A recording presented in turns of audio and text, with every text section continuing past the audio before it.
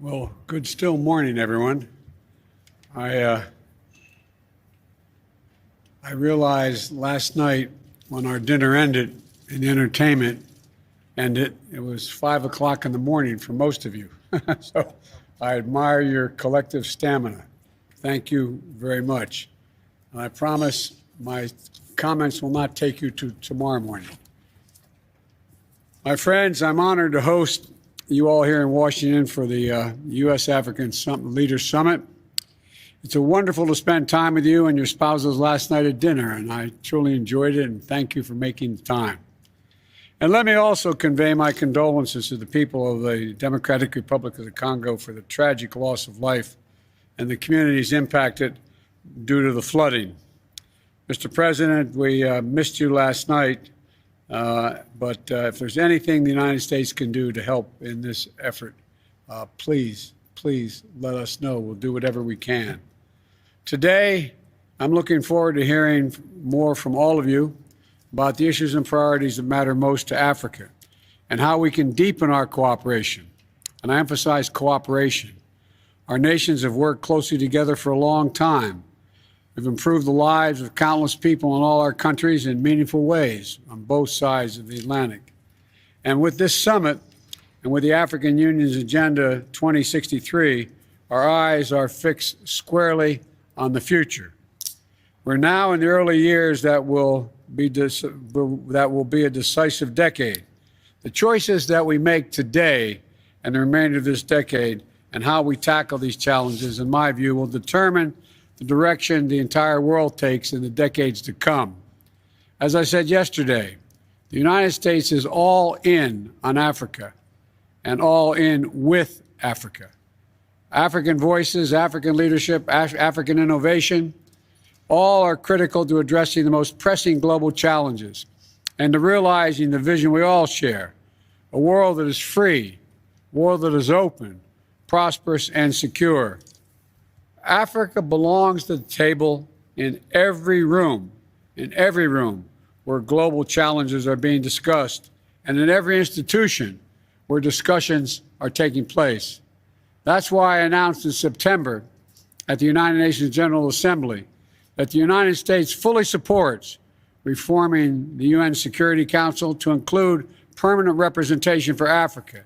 And today I'm also calling for the African Union to join the G20 as a permanent member of the G20. It's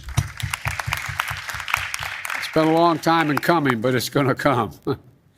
And today I'm also, whether we're upholding or defending the foundation principles of global peace and security enshrined in the UN Charter and the UN and in the AU's seminal documents, or meeting the challenges that impact every nation, the people of Africa are indispensable partners to delivering the progress that benefits everyone, not just in Africa and the United States, but the whole world. The COVID-19 pandemic, followed by Russia's unjust and unprovoked war against its neighbor Ukraine, has roiled the global economy, erasing many of the development gains that we worked so hard together to achieve over the past 2 decades. But that doesn't change our shared goals and our commitment to seeing them through. It only makes it more urgent for us to take decisive action and take it together. That's why over the next 3 years, working in close cooperation with the United States Congress, we plan to commit $55 billion in Africa to advance the priorities we share and to support the Agenda 2063. That number represents a comprehensive commitment from the United States to invest in Africa's people, Africa's infrastructure, Africa's agriculture, Africa's health system, Africa's security, and more. In our view, our new shared vision statement lays out a forward-looking foundation for the 21st century partnership between Africa and the United States. We want to work with you on these issues that matter most to our people's lives, and we're looking to increase our collaboration in every area, from rural communities to urban centers to cyberspace to outer space. In addition to our investments, we're also committed to helping African countries assess the financing you need to build sustainable and inclusive economies. We're leading a global effort to pursue equitable arrangements for global creditors to provide debt relief so nations can prioritize their people, not backbreaking debt payments.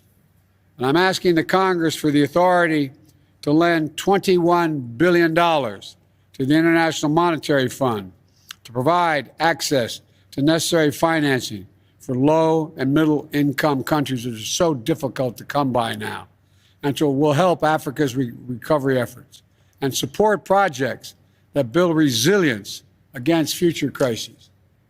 As we engage with your countries, the United States will always lead with our values: support for democracy, respect for the rule of law, commitment to human rights, responsible government. All are part of our DNA. That doesn't mean we always get everything right. We surely don't. And the work of democracy is never finished or never guaranteed. It's about triumph over apartheid to Nigeria's not too young to run movement, empowering a new generation of changemakers, to the record voter turnout in Zambia, where young people demanded a better future. We see over and over again that our greatest power is our people.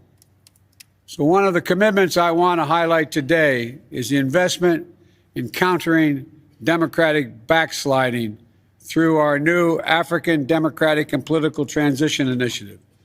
Collaborating closely with African governments, regional institutions, and civil society, my administration will work with the United States Congress to invest $75 million to strengthen transparent, accountable governance facilities, facilitate voter registration, support constitutional reform, and more.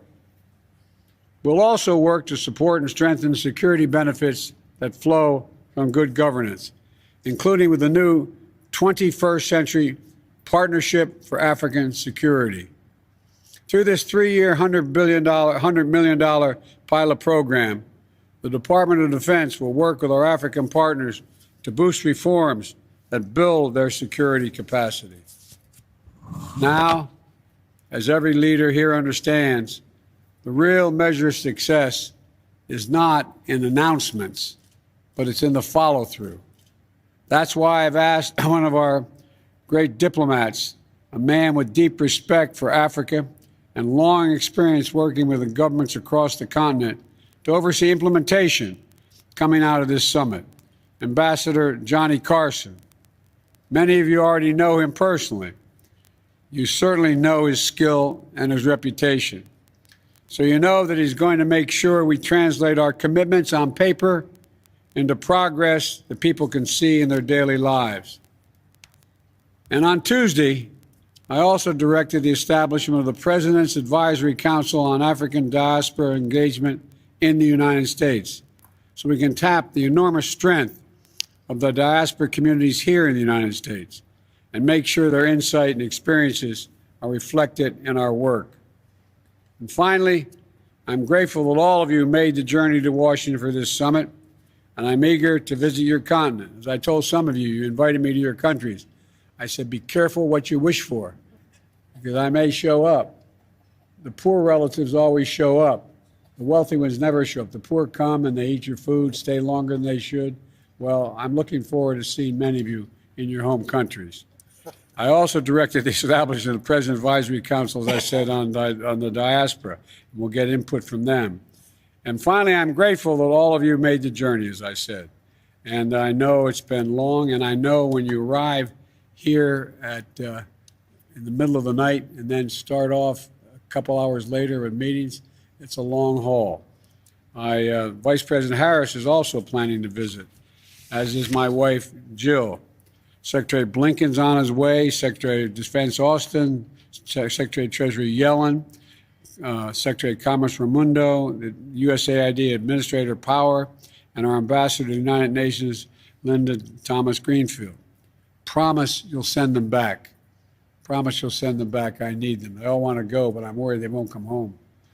But I'm all kidding aside. We're all going to be seeing you, and you're going to see a lot of us because we're deadly earnest and serious about this endeavor. And you're going to see us deliver our commitments, all of our commitments. Now, we've crafted this summit and this agenda in close cooperation with the African Union and focus on African priorities. The United States fully supports the blueprint you laid out in Agenda 2063 to build an integrated, quote, integrated, prosperous, and peaceful Africa that is driven by the African people, centered in inclusive and sustainable development, and where Africa is an indispensable global partner. I'm eager to hear from all of you. How can the United States deepen our partnerships with you and better work with African nations in the AU to fulfill the aspirations of Agenda 2063? I want to thank you all again. And I'm now going to turn it over to Secretary of State Blinken to facilitate our discussion. Again, thank you so much for being here. Appreciate it.